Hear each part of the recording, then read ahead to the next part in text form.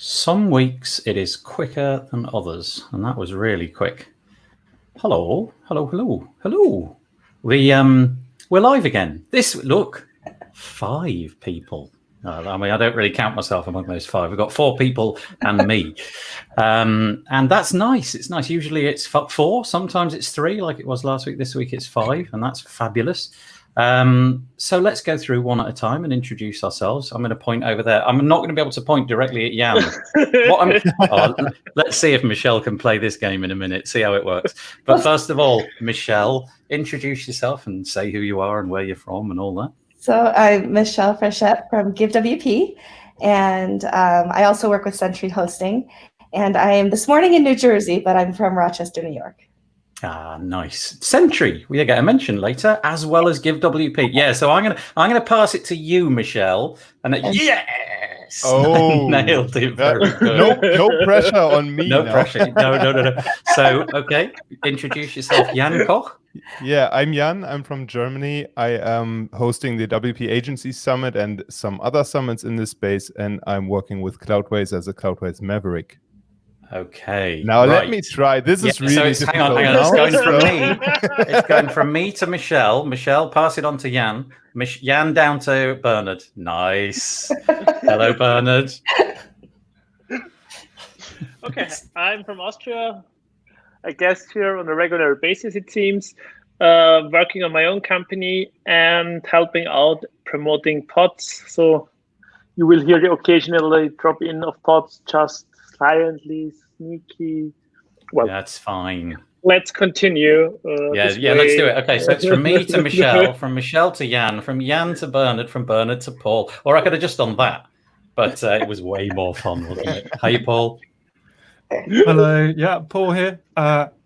Following the rule, I'm from the UK, and I'm the co-founder of Dickybird Studio, which is a UK-based WordPress agency. Very nice. Thank you all for joining us. Really appreciate it. Let's see if we can put something Back on the to screen. the host. Oh no! Oh yeah. Totally blew it. You pointed at Michelle. No, I meant to do it. Is that special angle?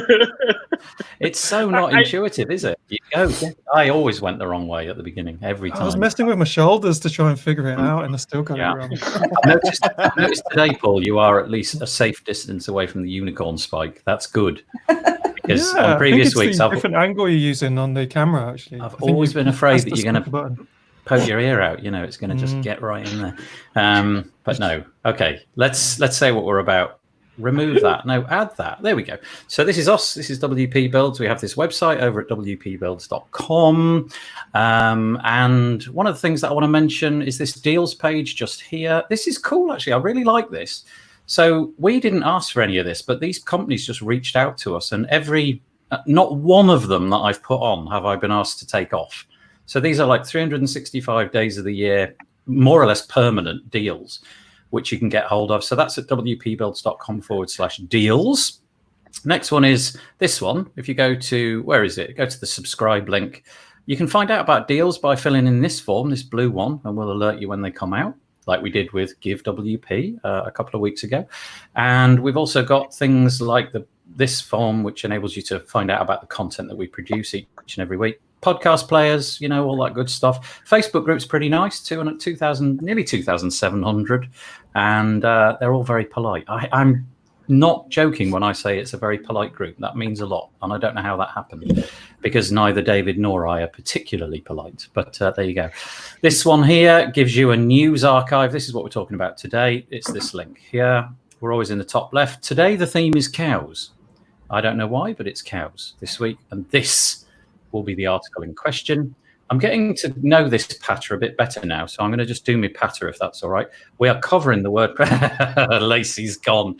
Look at that. A full whiteout. He's totally disappeared. This week's WordPress. He's still there. I can see his head. Yeah.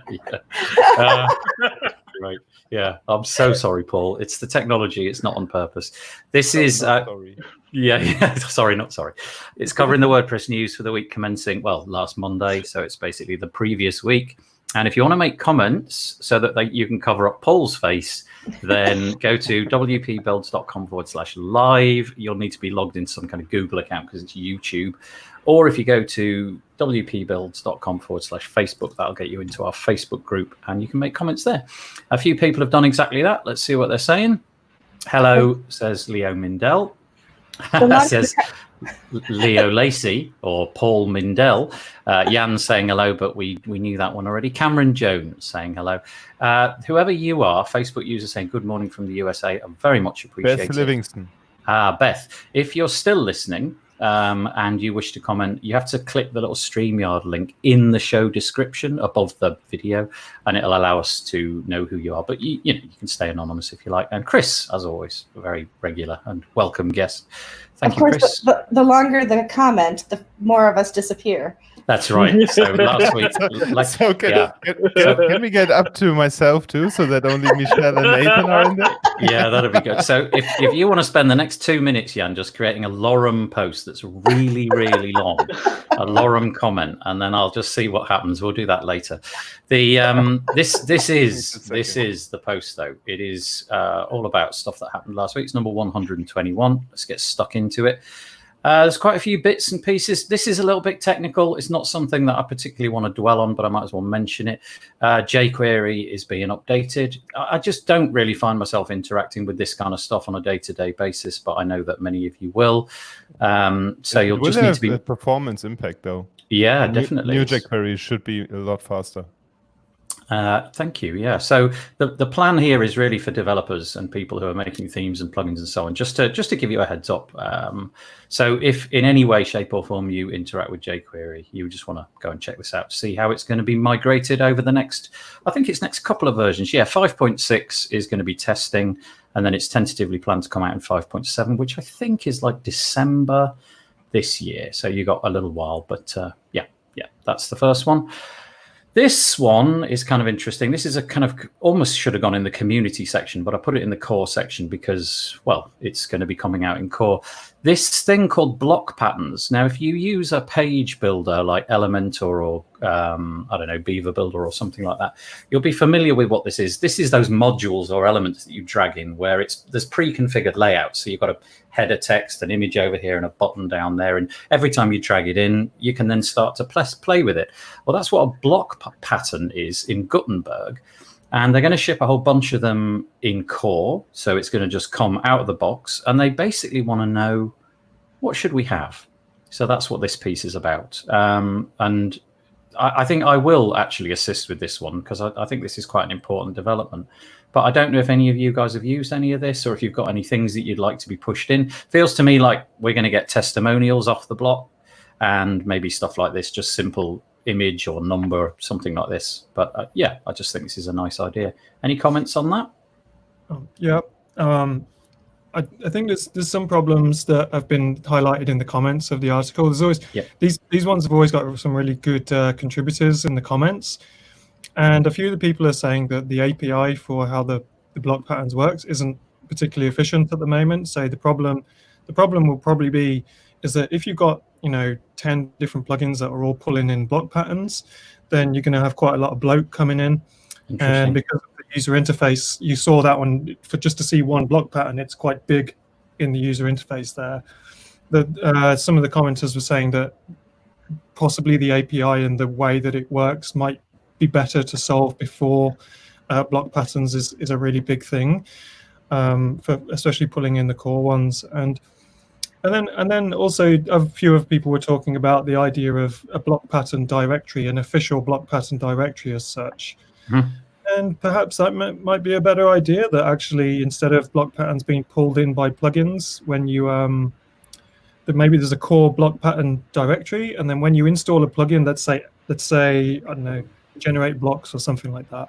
Let's say that brought in a bunch of block patterns with it, but actually they wouldn't get pulled into your site. They would get pushed into kind of like highlighted in the block directory as kind of you've installed these plugins, these block patterns are related to the plugins that you've got. Do you want to import them or not? And then you can make that decision to import them or not. Something like cloud type type of way of doing it. So that was some of the comments. I did a bit of my own there on the end, but there was some of the interesting comments there about it.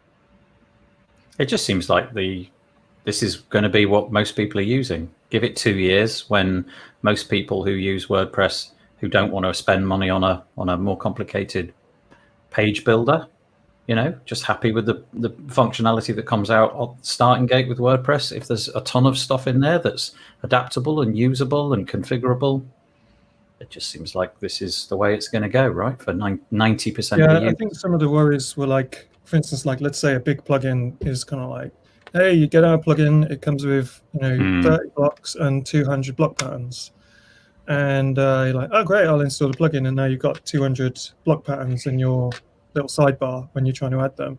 Yeah. So it was just another one of those. This is a good idea if the software was totally controlled, like a third-party piece of software sort of thing, rather than an open source thing. So it's like what Bernard was saying last week, a lot wild west sort of thing. We are living in the wild west for WordPress and the block editor. So the meme carries on. Yeah, of course. Yeah. It's that little inserter. I'm pretty sure it's called the inserter. The plus icon in the block editor, where you're going to be doing block patterns and everything else. It feels to me like it's quite constrained, isn't it? It's quite narrow, and they're trying to put in there an awful lot of stuff. So, for example, the installation of blocks being in there on the WordPress. If you go to your WordPress install and try to install something from the repo, typically I can see about 9 options right from off the bat, and then I can scroll a little bit. Whereas the way that this UI is going to handle it, it's going to be, it's either going to stretch down a long way, and there's going to be tiny little thumbnails which don't really give a clue as to what the block pattern looks like, or it's going to have to get wider, or it'll just stay the way it is, and I'll be scrolling and scrolling to find the one that I want. But interesting. Yeah. Anyway, sorry, Paul, we've probably done our bit. Should we hand it over to the other 3 if they want to say? I guess the selection process will really need to have a really good search. That is similar to my experience with Elementor. I use the ultimate add-ons for Elementor from WP Astra, I think. Yep. And that adds a lot of clutter already to the Elementor widgets. And I find myself always searching for things rather than scrolling down and seeing what's at my disposal, because it's just so much more efficient. And I think will be the same with all these block patterns coming up. Can you favorite things in Elementor? Can you sort of like mark things as I use this a lot? Just if so, I'm not clever enough to do that. I haven't figured that either. but I have discovered if I want text, which of course is always at the bottom because it's alphabetic. If you just type X, it's the only one with an X, so it comes to the top and then you can find it quickly. So nice. there are workarounds. Yeah. It seems to me that for table. It could be interesting if they in some way configured it to work with your WordPress.org account. If you favorited something over on a website, then it would pull that across to all of your websites. And so, your favored testimonial block pattern somehow got pulled across to every install that you set up. Anyway, that's pie in the sky, isn't it? But there you go. That's probably a data privacy mess too. Yeah, exactly. Exactly. It's not going to work. Now this is interesting. What I think we should do at this point is just see what. Oh yes. Not enough. Not enough. I come up with some more. I don't know. I think that was pretty good. I think that achieved just about what it was supposed to achieve. That was really nice. Anything to say about this, Bernard, or should we just move on? Well, I ranted enough about Gutenberg the last time, I think. But no, it's an interesting move. It's a good thing itself, but as Paul said, quoting me, it's a wild, wild west out there, and I'm not sure what will really emerge at the end of our journey through Gutenberg and its developments, because patterns are a great idea, but how do you then if patterns are just the basic blocks, then you get additional blocks and additional patterns, and then it's even with Elementor or Beaver Builder, it's a little bit messy already with all the add-ons and possible options and modules or stuff like that. So I'm on from the Beaver Builder front, and there is the search, and almost every time use the search because I don't know where is the module or in which, and you have the categories per whatever, and you can disable modules. I think Gutenberg has the same problems like all other page builders, and even they haven't really figured it out. No. No. Give them time, I suppose. They've got until 7.7 to finally get this on. So what have we got? Probably about 5 months, really, something like that. We'll see. We'll see.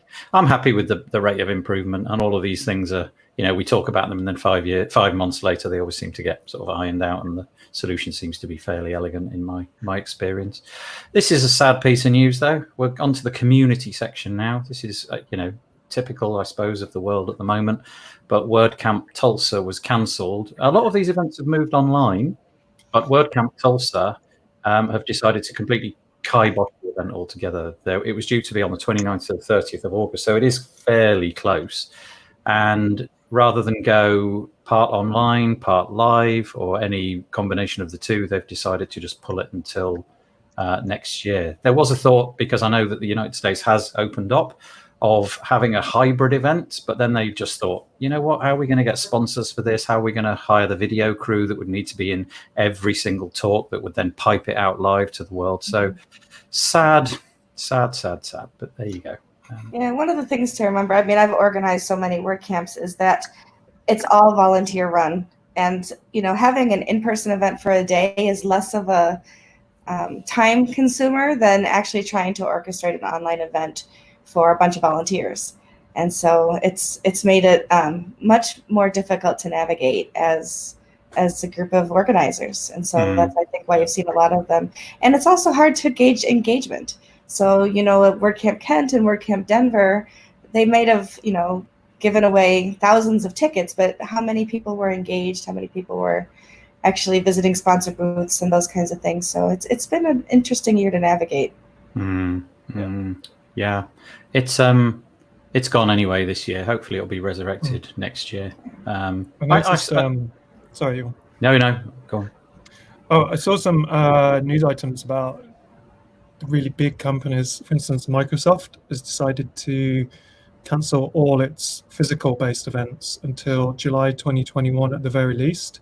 Yeah. So I think, it's interesting what Beth just says there, actually. It seems that, especially adding on to what Michelle said, that almost all WordCamps are volunteer-based. If you were to try and plan, big digital event or a hybrid event or something like that, you'd really probably have to have money behind it to make it viable, to have, all the organization that's required. So it makes me think that probably it wouldn't surprise me if we're not going to a real WordCamp, any of us, until after the summer of 2021 at this rate. And I wonder what Jana's got to say about this, because what Beth was just saying is that digital events are wearing her out, and I'm wondering if that is the case, will the digital events start to evolve a bit to see how they can make more engagement? And I was thinking, I was thinking, that big gatherings are obviously not allowed, but let's say there was something where there was a UK or a European-based event, and some of the speakers were invited to little studios where it was like a sit-on-stage interview sort of thing with proper cameras and all that kind of thing. I think the Zoom window digital events, I'm hoping will sort of, in light of that, we probably won't have any physical ones for ages. I'm hoping that like the two faces in screens might, in some events, start moving to something more long-term engaging, because it's great for the short term, but I think events will start losing their shine if it carries on like that. Beth made a really good comment, and she said that ATL was the best event because of the personal connections that we were able to make. And I think that really hits the nail on the head. I was in the Cloudways sponsor booth for the Virtual WordCamp Europe, and I also spoke with many other sponsors, and there wasn't much engagement in those booths, and that's, I think, due to some organizational challenges, if you will, because it's new for everybody in the organization team to manage this. What I think will be the most important thing is getting this personal interactions going with the attendees, and that's something that I try with my own summits too, is having these virtual networking rooms, having sponsor booths where you can talk to companies just as you would in the hallway track when you approach a physical booth and speak to them, and not making the event so much about the sessions themselves rather than how to extract the most value around a certain topic, if you will, whether that's from conversations, whether that's from sessions. I think that's the biggest challenge right now. It kind of feels to me like the technology just wasn't available, was it? And we're kind of trying to, with a lot of the technology, we're just trying to mimic the best that we can. But on the horizon, I feel like on the horizon, there's a few platforms, especially, you know, I know that Lee's set up, which he was kind of bespoke, and there's a few other ones that do a really good job, but they're not quite, well, you can't replace an online event. But I like Beth, share the opinion that the ones where, as you said, Jan, you try to provide the opportunity for people to talk and just clear off for 10 minutes over there and have a bit of a natter is much better than here's 45 minutes of somebody talking at you. Now we'll wait 15 minutes and put another 45 minutes up. It's just you can't make it like, if you will, a compressed podcast. You can't just bombard people with content. But I think the main challenge is that most of the people who organize physical WordCamps are not aware of the tools that are existing for handling virtual events, like Jitsi, for example, which is what Lee used in ATL for the speaker tables. And it is a learning curve for those tools to set them up. But there are better ways than managing a conference on Zoom. I leave it at that. That's right. And it's harder for a speaker too, because you're speaking, like I spoke at WordCamp Denver, at WordCamp Denver a little over a week ago, and the whole thing, you're giving your talk to your camera, and you can't gauge any response from the audience. You know, if you don't have a live chat, that was something that WordCamp Europe did really well. Is I watched Miriam Schwab's presentation, and she was doing the live presentation and managing the live chat. That was insane. Good. Yeah, it was pretty insane, wasn't it? It was almost like she'd memorized the speech so well that she could just hop in, do a few comments, just get straight back to it. I could not do that. That would completely throw me around the corner. I just couldn't do it. This was nice. I don't know if you saw that one coming up on the screen. Beth said a single speaker track is easier to follow. She 100%. That's interesting, isn't it? So just one track, and then you can schedule a day around it. I think also the notion, like at WordCamp, the notion that you would be fully engaged for a whole day is just, I think it's just not going to happen. You know, if I'm at home, the online event has to compete with my mobile phone. It's got to compete with my my kids, my cooking, interesting everything. Order, Nathan. Yeah. Thank you. Yeah. But, well, Nathan, priorities. I think that's then a question of the mindset, because if you're getting used to it, all these events being online, you might say, okay, I'm setting aside the time for it. Yeah, that's a point. I wrote an article for WordCamp Denver on 5 ways to make sure that you're getting the most out of an online event, and it talks about how you can make sure that you're engaging. Because and I mean, I'm happy to share it later on the group or whatever, but the article really helps think about those things that you need to do to make sure that you're shutting down those outside distractions, committed the time, and that you're actually paying attention and making the most out of the opportunities that you have for online networking. If you post a comment on the sidebar, I think I can then drag it up onto the screen if you can find let me find it really quickly. nice. Sure. Okay, that's interesting.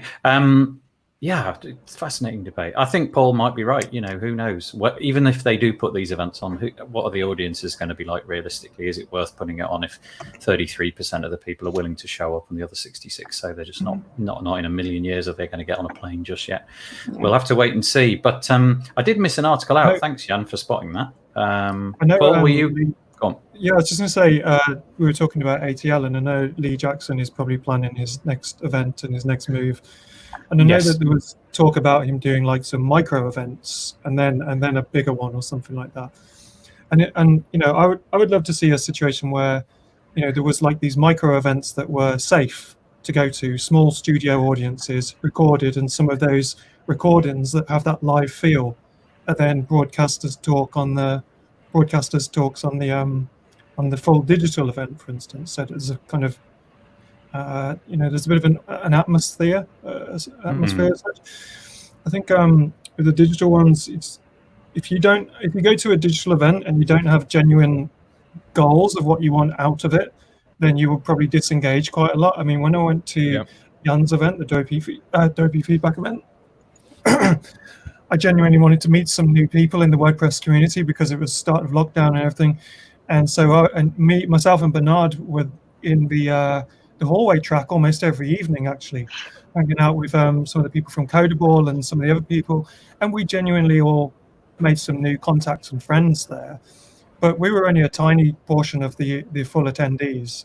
And it was because, personally, I was dedicated to making some new contacts at that event. I really genuinely wanted to go and meet some people. So I think educating people on what you get out of events is important.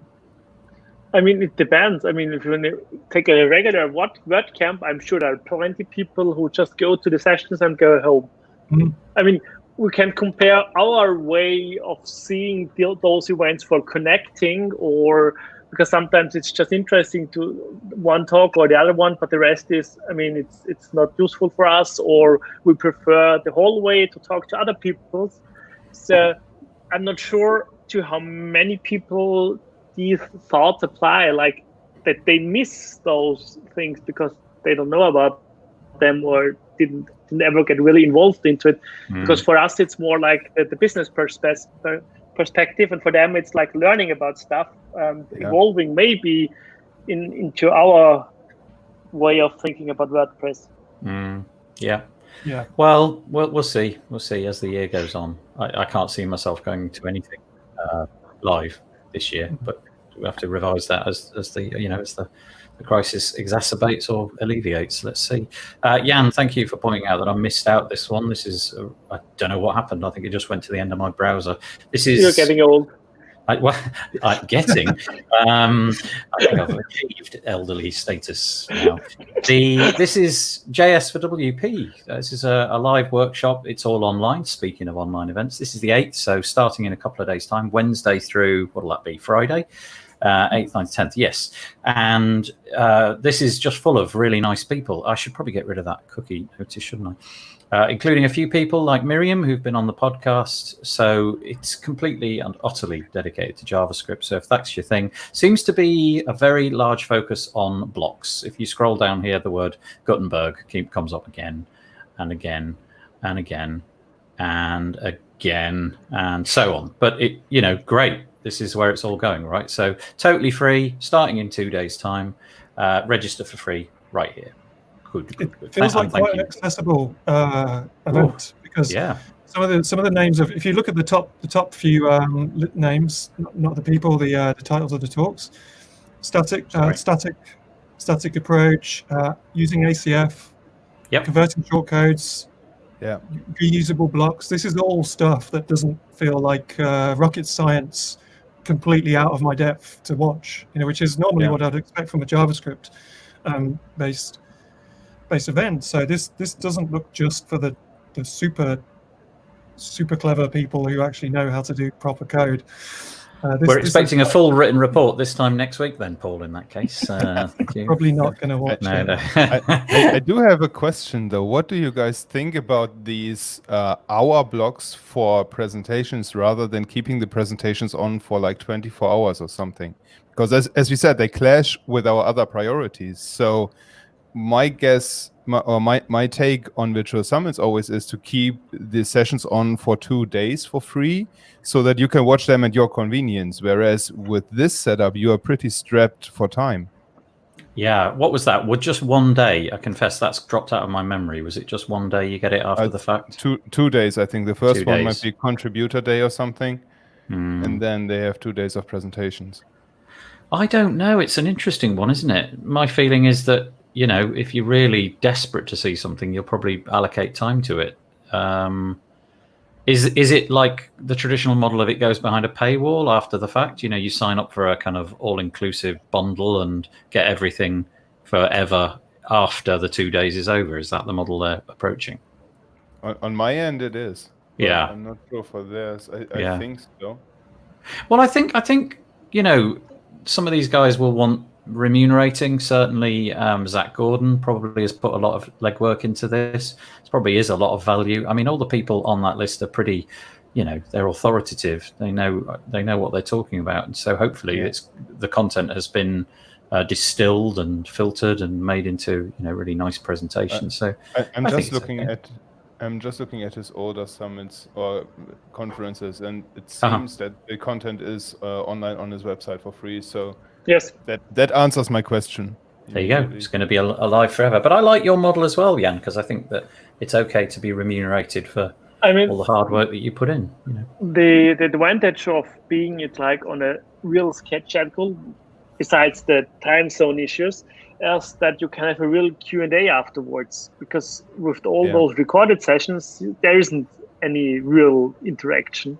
And this way people can ask afterwards or live commenting and it gets answered. Yeah. That's true, yeah. Okay. Should we go to the next one? This is a David Walmsley and I always berate ourselves for our terribly exciting podcast episode names. If you go and look at a history of our podcast episode names, they are the worst possible names for podcast. You know, they're so boring. Nobody's going to look at, oh, that sounds intriguing. And with that, we've got this one, which is learn about the 3 core web vitals: LCP, FID, and CLS. It's jumping off the page, but it's actually really interesting. We talked about this probably about a year ago. This stuff that Google is throwing in front of us now as new data, which is going to be marked as page experience. So let me try and find it. Here we go. So the measures of the new Google page experience fall into 3 categories. They're under the banner of Core Web Vitals. You've got LCP, which stands for Largest Contentful Paint.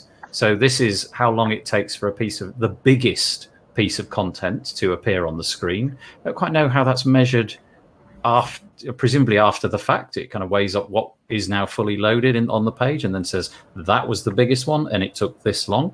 FIS, or first input delay, this is a measure of how long it takes to react to the first interaction by a user, so tap of a button or something. And this is I feel the best one. This is the stability of the site as it's loading. I don't know if any of you have ever been to TechCrunch and tried to press buttons. It's virtually impossible to hit anything on TechCrunch because as you're going in with your finger, it just moves. Some ad loads or something. Yeah, just something loads up above. Where did that come from? And it's gone. Yeah, it's so annoying. And so Google's going to make this a metric, in how does that work? If it detects that after 2 seconds, everything just shunts down a little bit, you're going to get clobbered for that. So sorry to interrupt, Nathan. Does that mean that lazy loading is now a bad thing? I don't know. I mean, maybe lazy loading will have placeholders of the exact same dimensions or something before. I don't know. Yeah. But the thing about TechCrunch is it's clearly content that was not present. You see the video suddenly appear and it's as high and as wide as a YouTube video, and it knocks your finger out of kilter by the height of a YouTube. And honestly, go and check out TechCrunch and you'll so detect it. They must have spent a fortune on their UI because it's so unlike anything else, and it's the most infuriating thing possible. Every article is basically in an accordion. So you press the title of the article and it just opens up the accordion. And the idea is when you get to the bottom of it, there's this like percentage indicator goes around and you're supposed to click an element to close it down, but it never puts you back where you started. So you end up closing it and then you're in a completely different part of the web page. Nathan, have you ever gotten an eggshell in the egg and then you try to get it out and it moves? But you can't ever touch it. That's what I'm thinking right now as you're explaining these buttons. Yeah, well, that's what it is. And honestly, clearly some of the guys at Google have decided this is just enough is enough. This is just getting in the way of good experience. We don't want these things loaded. So I don't know what the answer is, but clobbering people for doing the opposite of the answer seems like quite a nice idea. Anybody have a lot of issues with that on the dashboard though too, right? So you start to load things in the dashboard and then suddenly you start to get all these notifications that a plugin needs updating, and just where you're about to click now has moved down the page as well. So I would love to see some of that fixed on the dashboard side as well. Yeah, that's I guess what you end up clicking on the dashboard. Yeah. A Yoast update. Yes. I knew that was coming. See it coming. I don't think lazy loading would be a problem though, in answer to Jan's question, because I think lazy loadings move into browsers anyway. So That's true. So they Yeah. probably won't be doing much lazy loading via scripts in the future, I wouldn't have thought. It'll be... See, look, I'm not alone. Beth says that happens to a lot of sites, and it drives me crazy. She's taking the time to put that in capitals. You know, it's true. It really drives me crazy. I'm glad Google is looking at this. Honestly, when this is finished, go to TechCrunch.com and then just spend 3 minutes of sheer just anxiety-related browsing as it all goes horribly wrong. Rich Tabor says, agree, we definitely need more educational goal orientation on how to get the most out of online events. So we're stepping back in time a couple of minutes. Sorry, Rich, I missed that one. Infinite scroll, when people have menus at the bottom that you can never click. There's two things on web design I hate: infinite scroll, and that when you scroll, you no longer have a menu. I don't know when that became a thing, but if I can't find the menu, I'm frustrated as all get out. I have a feeling that it might have been a Google invention with SERPs. You know, just the idea that you didn't have to click the next button; it just kept on coming. But yeah, I feel it's got its place, and well, that place is not all that often. What else have we got? Whoever you are, I apologise, we can't see your name. It sounds like a UX nightmare. Check it out. Yeah, come back in 3 minutes. Come back in 3. Oh, Peacher. We'll try, Jan. By the way, I'm answering your comment, the private comment. Yeah. We'll try to do that. And Chris, I love that. Not Chris, for goodness sake, we love Chris. You mean the infinite scroll? Yes, I'm sure you do. Okay. Anybody want to comment on the general article, or should we move on? That sounds like a move on. No, it's a really good picture. Yeah, don't they just spend a ton of money, presumably, on pictures every single post that they do? I mean, if it's a recurring post, they just change the text in the image. You know, it might say release 10.3, 10.4, and that's the only bit. But for most blog posts, they've obviously got some. Maybe it's somebody on hand, on staff. I feel the same is true for WPMU Dev. Every post comes with a unique cartoon. And impressed. We have a graphic artist on staff that does all of our work like that. Okay. Oh, cool. Okay, that's nice. I do ours ourselves, which is why they look so blooming awful. Okay, let's move on then. What was this one? Next one. Does anybody want to comment on this? This is Jeffrey Carandang's block builder script. It's a little bit nerdy, and it might not be something we want to dwell on. Basically, Jeffrey Carandang has built this script which enables you to get all your ducks in a row if you want to build blocks. In other words, make the difficult process somewhat easier. And I think Justin really likes what Jeffrey's doing. He seems to be right on, whatever Jeffrey produces, Justin seems to think is totally on message, which is really nice. But we'll not dwell on this. But, when you see a screen like that, it's probably not for a live podcast. Okay, shall we move on? All right, good. What about this one? No, same sort of thing. This is Milana Cap and Jonathan Bossinger, who would like to raise some well-needed funds. Maybe they could use a certain well-known donation plugin that somebody's got. Give WP as an example. They're trying to help raise some money in order to make the documentation for blocks development better. In other words, the docs for block. Try and say that. The docs for block development are not as good as they might be, and so they want to raise some money so that they can put some actual time into it and do it correctly. So go and check that one out.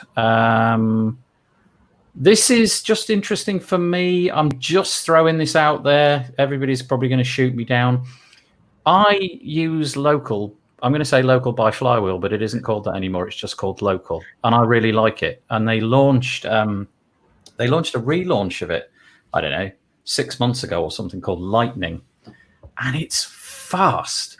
It is really fast. If you haven't used it, I timed it the other day. I timed how long it took me to open the application on my Mac and be in the admin of my first site. And it was 1.8 seconds for the whole thing. And I just thought, blimey heck, that's remarkable. I mean, that's the time I would expect to load the admin area.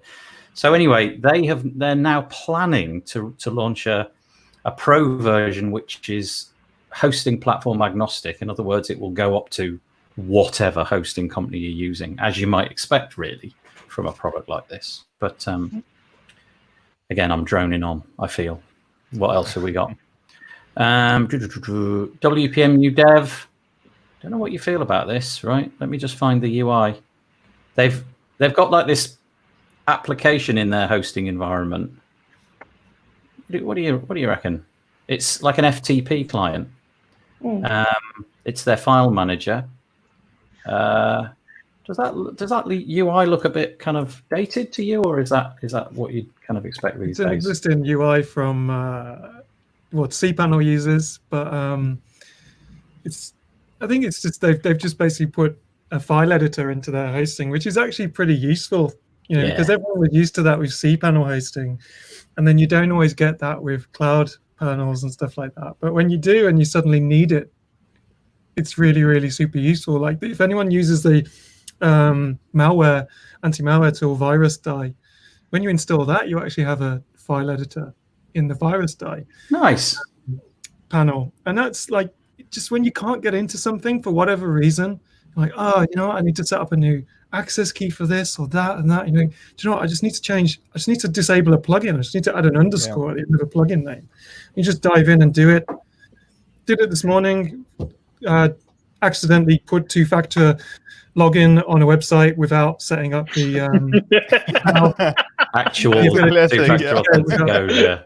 Didn't write it down. Yeah, I didn't know it wasn't that. I hadn't set up the Google Authenticator app.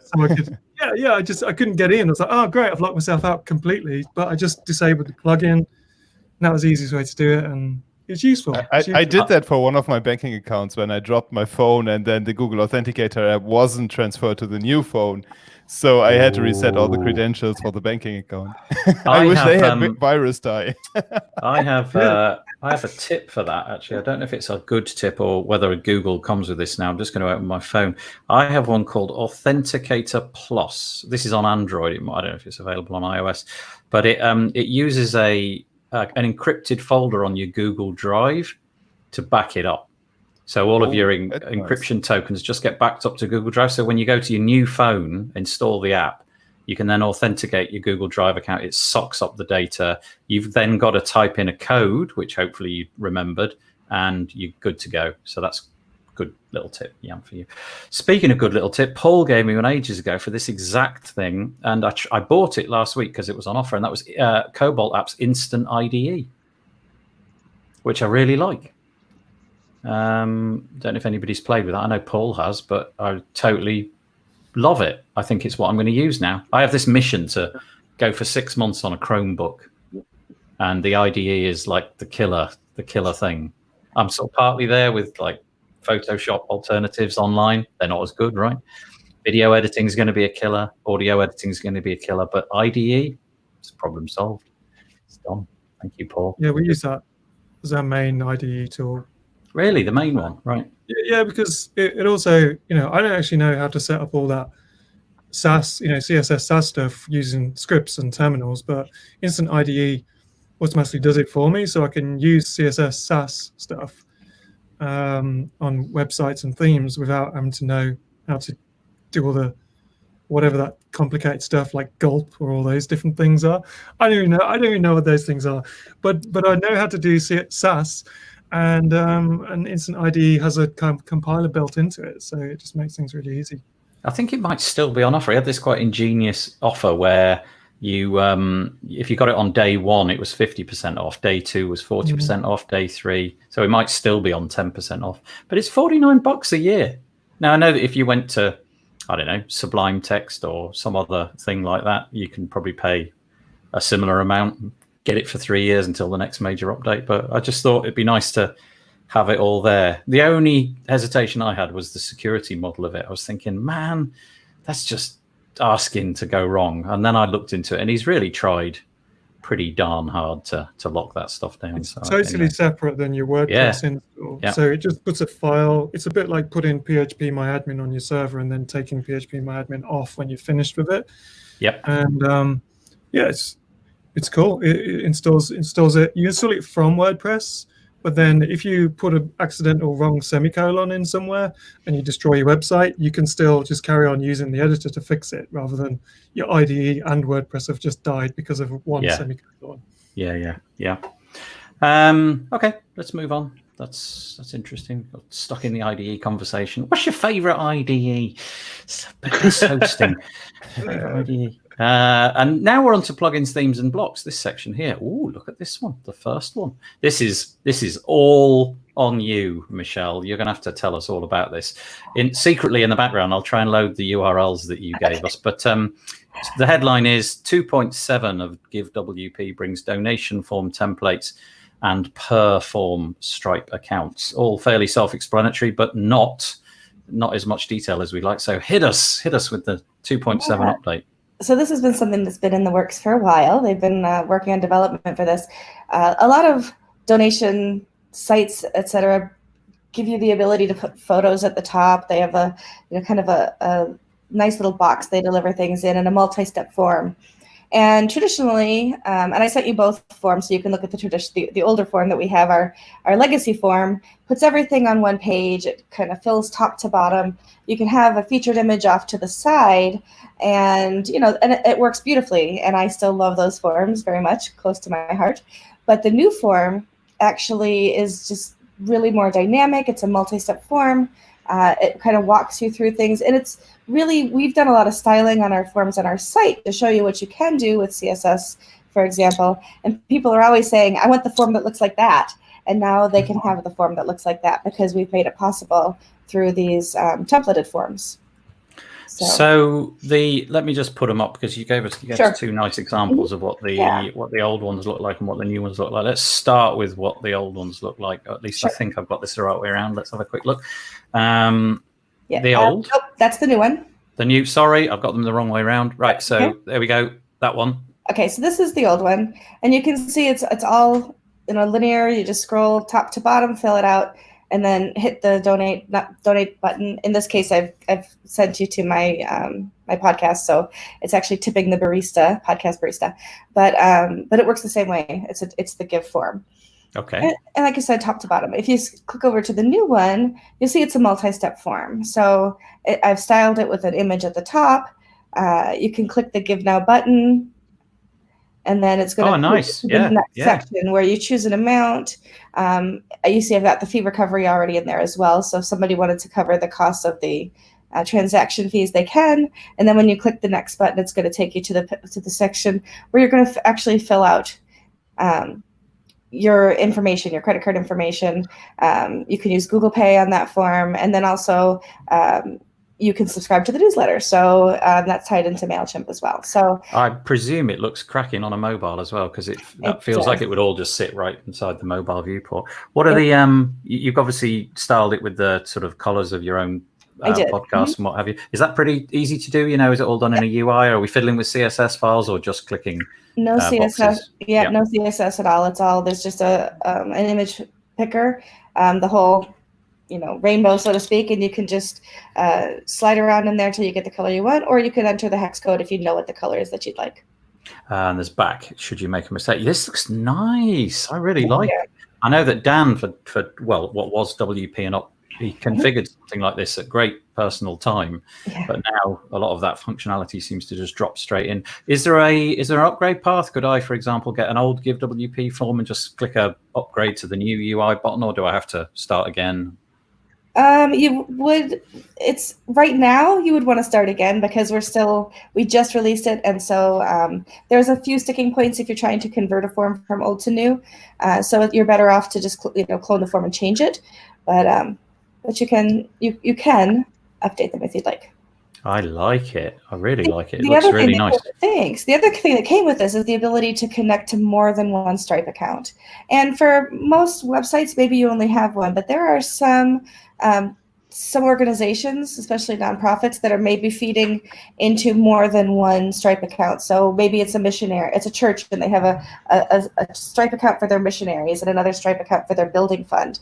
Now they can choose which Stripe account each form is going to donate toward, as opposed to having it all go to one place and having to have their accountant split it up at the end. And transfer funds, now they can actually choose to connect to as many Stripe accounts as they'd like, and then direct each form accordingly. There was a good example I saw. I guess it was on this website where they were saying a charity, a national charity which had different chapters. Be perfect, wouldn't it? You could pay into the account of the local branch over there or the local branch over there. That's nice. Is that I presume that's a feature that everybody was. It strikes me as if I was working for GiveWP, I'd constantly be answering support tickets about, can we have multiple Stripe accounts, please? Yeah. That was very high on the development list. People ask for that quite a bit. That's nice. That's nice. And we go that's to. That's part of Core, so that's not even one of our paid add-ons. That's just part of the Core now. Go to givewp.com. To find out more. That's really nice. Thank you so much. Yeah, and when you're over on givewp.com, schedule a demo, and you might end up with me showing you how it works. How do I do that? How do I do the demo? click that the features. Features. Yep. And then might as well show. View live demo. Got it. And then schedule a live demo. Nice. That's exactly what one of my clients did last week. And so thank you for helping Nick out, Michelle. You're welcome. Yeah, he contacted me directly, and I was able to help him. Nice. Oh, that's really nice. Oh, that's great. Oh, wow. Live actual feedback. That's perfect. Anybody want to comment on the GiveWP story? Only nice things. Only say nice things. Only nice things. Yeah. No, we take constructive criticism as well. Yeah. We installed it on the website just last week, thanks to Michelle onboarding one of our clients, because we always get them to buy it. Sorry, Paul, I've completely actually blanked you out when you were talking. Yeah, we've certain plugins we get, where it's kind of more edge case for websites sort of stuff. We get them to buy it themselves, and Michelle helped one of our clients figure out what it was all about and everything, and we installed it, and they're taking donations right now. So I think one of the nice things about what we do over at Impress, which of course is the parent company for GiveWP, is we do onboarding calls. So if somebody they're installing Give and they really have no idea what they're doing, they can set up an appointment with me. I'll have them share their screen, and I'll literally walk them through how to set up the forms, how to get things going so they can start taking donations. And as I always say doing demos, I defy you to find another plugin in the WordPress ecosystem that says, not only will you buy this, but I'll show you how it works beforehand in a one-to-one, and I'll walk you through how to set it up on the other end as well. So nice. Yeah, that was really useful though, because my client then came to me knowing exactly what he wanted on the website without me having to do all that explaining and stuff like that. So first of all, he was already asking me at the beginning, should I use a WordPress plugin? Should I use some like a hosted page or something like that?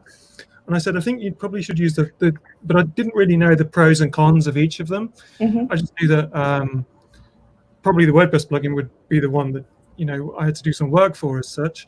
So I gave him the different options, and he contacted Michelle, and then he chose to go with Give, saw the advantages, and Michelle totally talked him through, came back to me and just said, I want to do it like this, and I want the add-on with the PDF thing, and I want the gift aid, and I think we're going to go with the different amounts that someone can choose. And then I was just the person pressing the buttons, really. He probably could have done it himself. All I had to do was a little bit of CSS styling, but as of today, I wouldn't even have to do that for him. So nice update indeed. Yeah, thank you, Michelle. So the next one, WooCommerce has a new home screen. What more is there to say? There's a new home screen if you're using WooCommerce. The alleged path of this, which seems like a good direction of travel, is they want you to be able to do things on that home screen, not just look at things. So in other words, you'll be able to, I don't know, fulfill orders or refund things or what have you, which I think is obviously a bit of a win. You can find that article. I'm going to rush through it because we're a bit short of time. David and I, this is the WP Builds bit, massive self-promotional bit. Apologies for the next 2 minutes. David and I did a podcast about whether you should have insurance or not. It's quite interesting. I think a lot of people do, quite a lot of people don't. And just that was our take on it. We took opposing sides, and we'll see where you land on that one. You've got a small business or a large business. Do you actually need this stuff? Do you even know anybody that's been sued? I'm going to say, I was going to say caveat emptor in Europe. Because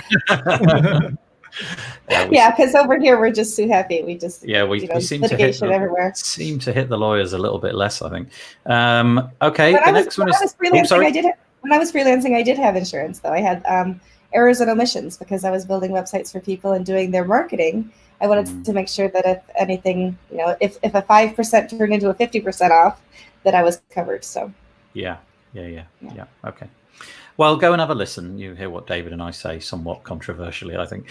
The next one is to say that Sabrina Zeiden and I will be here this time tomorrow doing our 4th installment of this plugin 0 to 10K installs. It's quite interesting. It is really interesting. Thank the Lord for people like Sabrina, because she does loads of hard work and I just sit and sort of smile. But it's great. She's giving me a lot of insight and I'm basically following on a week behind her insights. But join us because it is really interesting.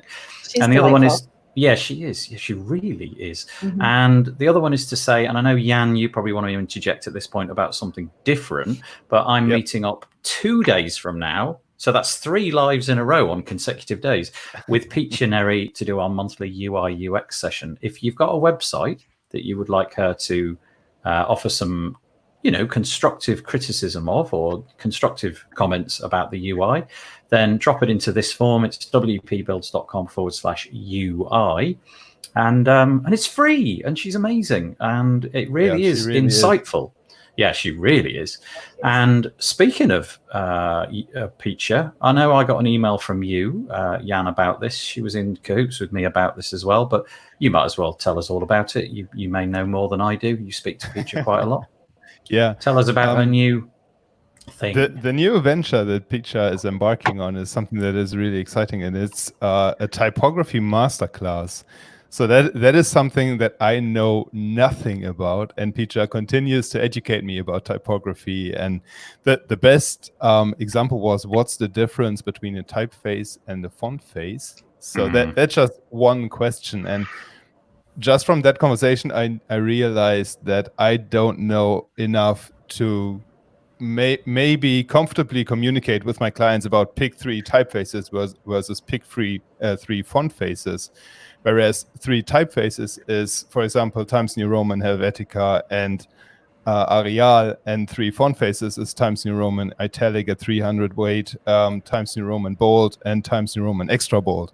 So that alone goes to say how many details you have to know about the typography masterclass. And Peacher asked me to become an affiliate and to help her spread the word about the typography, but I think it's priced too low. So I respectfully declined, and I just promoted it for free because I think it's really a masterclass that's well needed amongst at least the web designers that I'm in contact with, who know not too much about typography, including myself. And she just runs 2 masterclasses on 9th and 16th of July, which I think is a really nice format, so that she gives you time to digest what she's talking about. And I cannot recommend Peacher's work enough when it comes to UI and UX. Yeah, it's nice. I presume this is Peacher. So the first thing that always comes to mind in the reviews is always the typography. So that's why I decided to do the masterclass. Yeah, nice. Maybe this is her as well. There you go. There's the URL. And what she, thank you, Jan, she said, yeah, that's really nice. But sort of to short circuit that slightly, if you've got any interest in just sort of seeing what Peacher does and how she works and what have you, join us on Wednesday, 2 p.m. UK time. Fill in that form and you'll get an insight into what she does. And so I'm done with self-promotion. Thank you ever so much for coping with that. The next little bit is usually jobs, and what do you know? This is totally unprovoked. I had no idea that this was going to work out this way, but heard about 2 jobs this week at Sentry Hosting, which Michelle, by pure coincidence, happens to be involved in. You've got a customer support rep and a WordPress front-end developer. Is there anything to add about that, or should we just move on? Michelle, I don't know if you've got more. It's pretty self-explanatory, but they are remote positions. So they work remotely. They're both full-time positions with full benefits. Right. Okay. Thank you very much. And Peacher says she blushes, and largely because she's wiping out Paul's very existence as we speak. I'm so sorry, Paul. We really ought to comment to StreamYard, oughtn't we, to say there is this thing, the Paul Lacey effect. I can pick my nose or something every time it happens. Oh, nice. I'm gonna check it out because I've got the other view. I can actually see what's going on, and they just take it off right at that moment. All I have to do is right justify it instead of left justify it, and it would be solved. Oh yeah, that would work. Yeah, good point. If you notice, if I sit in my usual position, the banner here kind of obviates me, so I have to move the camera and slouch so that I'm in this little gap there. Anyway, so 2 jobs at Sentry Hosting. I know that jobs are sort of a bit of a scarce commodity at the moment. So if either of those fit you, check it out. There's always WPCareerPages.com is a free site that I built. It has links to a lot of WordPress job and career pages. Yeah, I'd forgotten about that. That's brilliant. Thank you for doing that. Sure. So a couple of pieces that have got nothing to do with WordPress. This is my favorite one. This surfaced on CSS Tricks. It's really nice. I implemented this. It takes about 3 clicks in Chrome. You've got this new, what's it called exactly? CSS overview. And you basically have to go into the settings, experimental, tick that box, CSS overview, and you get this little beauty. I think Peach is going to like this. It shows you the hex colors of all the elements on the page, everything, along with a ton of other information. Honestly, you could get lost in this, but it's a free, quick win. I guess it'll go into Core Chrome at some point, but it's not yet. It's quite nice. The other one, go on. Personally, I've just switched to Edge on Mac. Why? No, sorry, I'm removing Paul from the stream. we need Matt Davis here. He needs to bombard us with comments. Okay, go on. Lay it before us. The new 2020 Edge is Chromium, but it doesn't use up all your CPU, right? So you can do everything you can do in Edge, but with a ton less of CPU and a lot more speed in the websites that you're loading, the UIs and stuff like that. The thing is, I was a PC person before, so I was always a PC person with Chrome. And, if you told me at the beginning of this year that there was a global pandemic and riots everywhere, I'd be pretty shocked. But I'm even more shocked at myself that I'm using a Mac with Edge as my primary kind of setup at the moment. So, but it seems to be working quite well. You can install all the extensions from the Chrome store as well on Edge, and all the tests that you can see on YouTube are just showing how much better Edge is performing over Chrome. Do you know what? Like Microsoft, I think although Microsoft's got a tough job, I think they're doing a blooming good effort at really reevaluating what their business is. They were just, it felt like almost they were toxic a few years. No, that's such an overstatement. I just didn't want anything to do with them, to the point where people would say, do you use Windows? And I'd be like, this kind of, but now they seem to have got a completely different business model. I think a lot of the people who were at the top of the company, who had a certain way of doing business and what have you, they've moved along. The moves towards open sourcing, at least embracing open source, things like Linux and putting the Bash shell into Windows and all of that kind of stuff, just seems great. Yeah. But you know what, Paul? No hope, mate. There's no way I'm going to go. That's a step too far. Well, maybe we should all use Safari. What's the next article you've got, by the way? I'm day-to-day stuff, and developing is Firefox because the console is much better for grid and stuff like Flexbox. It's just awesome to use it. So it's just another tool. And why not? And if you can get rid of Chrome with less performance and same plugins, it's a no-brainer. Sorry, but Chrome is always just used for things like StreamYard because it works best over there, or maybe Zoom or stuff like that. But anytime else, Chrome is just not used by me. I'm being facetious. If it is genuinely, and I would take Paul's word for all of this out of the box. If it is that good, I will definitely take a look at it. There is a sort of a certain incumbency with Chrome, isn't there? Things like this platform that we're using, it's configured to work with Chrome, and I don't know if they make the point that you. Okay, and it's fine. Yeah. You see, I wonder if you are too dark. That's Edge's fault. Yes, the failure to light your face correctly is definitely the browser problem. Yeah, it must be that. Chrome is putting my shiny forehead on. Yeah.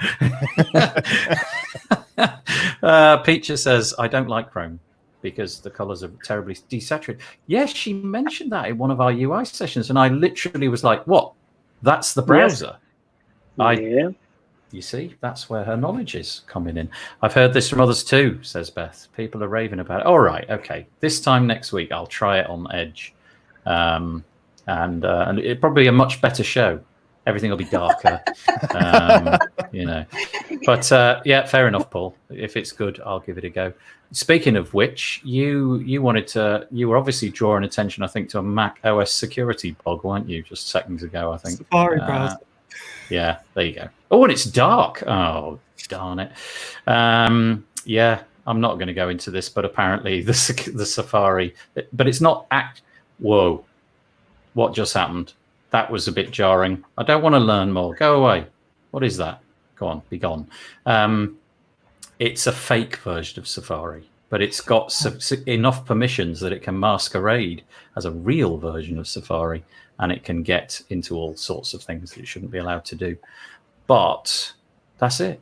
I think that's everything I want to say. Anybody else got something to throw at me? Did I miss anything? I probably did. Oh, well, just a pods release, but nothing else. Tell us. Well, what's in the pod release? One, we had a normal maintenance update, and then 2 days ago, a new blog post released. First of all, if the trend continues, we might reach our donor goal for this year. So it's like we're at 108 recurring donors. So it's heading in the right direction, even without automatic sponsoring it. And we are around 90% done for the 2.8 release. So it's going in the right direction. But you can read all of that, pods.io, take a look at the blog. That's a full page to read through, just a little bit inside how we are doing. So it's difficult to speak English sometimes, it seems. I tell you what, you do English better than I do any other language. So I wouldn't berate yourself so badly. And I only do English, so yeah, me too. That's it. That's all I got. And of course, Pods uses GIF-WP. So that's true. Yeah, maybe use Edge Paul's facial to be covered up. Okay, yeah, I like it. Let's see, Paul. I'm just about. I've got a little toggle here. A lot of switch. Look, I've just gone to Edge. Oh, it didn't really work, did it? It didn't really work. It was a bit of a damp squib, that joke. Oh dear. Okay, the usual. That's strange because usually the jokes on this particular show are really good. So. Oh.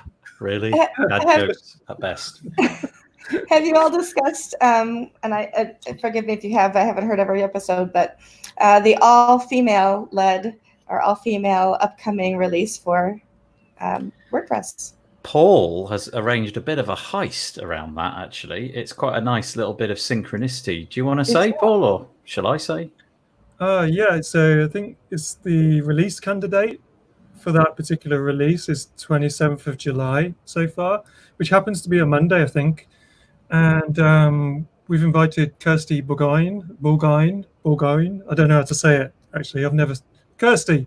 She's the person who organizes the Birmingham WordPress meetup.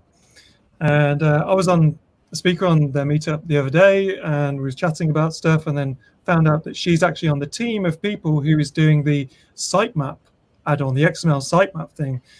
So I invited her onto the show, and she's going to be coming on the show on the 27th of July to talk about the whole all-female project, plus the things that's going on, some of the parts of the release as well, as a guest on the panel. Well, I'm on the all-female team as well. So. Is that so? What have we got? Not long left. A few weeks. Yeah. Weeks going quick, isn't it? Do you feel? How do you feel about that, Michelle? Did that feel like a necessary step? Did it feel like it was a step which? How to describe this? Was it something that proactively needed to happen just to sort of shake the ground up a little bit, or was it something that, like, from going years back, it just felt like a nice thing to do? Was there sort of politics at play, or? I don't feel that it was political at all. Personally. Yeah. I think it's exciting, and I think it's. Maybe groundbreaking is a good word to use as well, especially because I was talking to somebody outside of the WordPress arena about it, and their initial response was, well, why can't men be on it too? And I thought, if you're asking that question, you just don't get it. But they're also not somebody in technology. So, and because technology has been so male driven and male, male dominated, that to have an event like this it's just exciting. And it's an exciting step. It's a great move forward. And I think that Josefa having this idea and pushing it forward and to the point where we're now, our team is shadowing the next release so that we can then be the team for the release after that. And so it's also very exciting. And to know that, you don't have to be a developer to be on the release, because I'm not a developer. And I think you all know that about me, but I'm a marketer. And so I'm on the marketing team for that release. And so it's just, I keep using the word exciting, but it is very exciting. I'm really interested after the fact to see what the potential wins were, in terms of, like, I don't know, just the camaraderie, the way it all interoperated, the different channels of communication that occurred, whether there were a different level of argumentation, let's say, people fell out more or less. It's just fascinating. Really interesting. Yeah. So yes, we covered it, albeit briefly, but hopefully on that date, the 27th, we'll cover it in more detail. Thanks to Paul for that. That was I'll be paying attention for sure. Yeah, thank you. Right, we're over time. We usually round up with something that we're doing this week, or a book you read, thing that you watched on Netflix, whatever. Let's go in the opposite order. So we'll start with Paul and then go to Bernard and the other way around. Paul?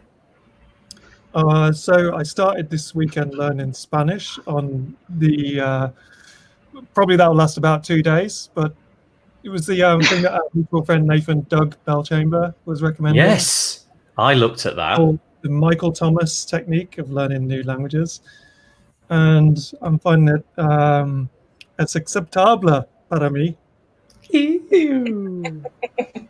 Like, whatever. What I want to know is, like, because it sounds like snake oil, right? He's proposing that there's this totally different method of learning a language, and I have no insight into what that is, but the marketing screed smelled of snake oil. But I trust Doug. I really like Doug, and I just don't think he would put that stuff under our noses if it weren't true.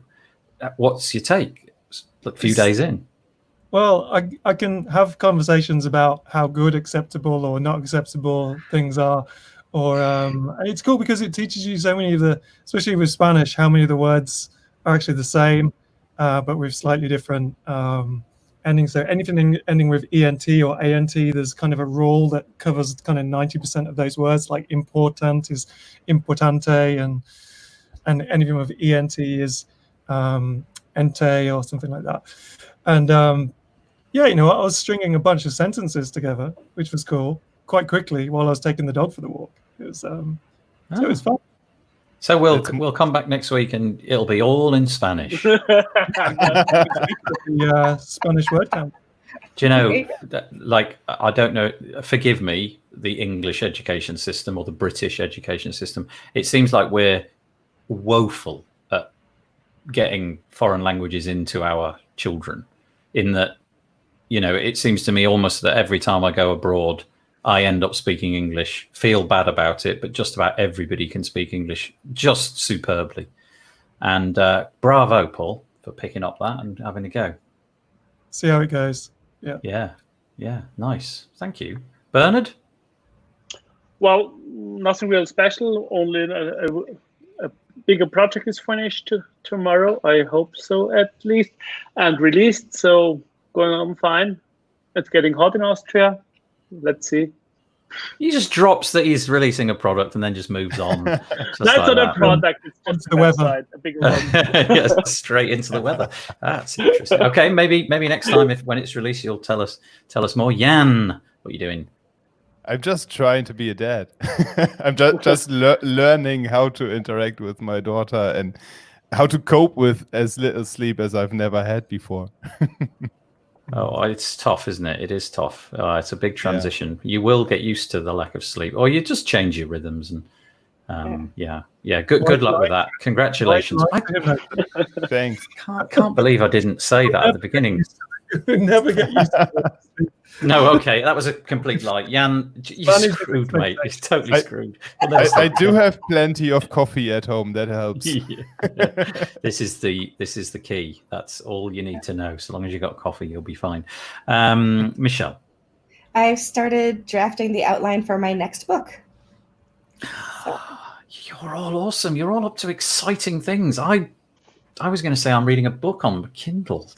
But my previous book is very unfortunately titled at this point in life because it's called A Good Firm Handshake and Other Essential Business Tips. Could be So interesting title.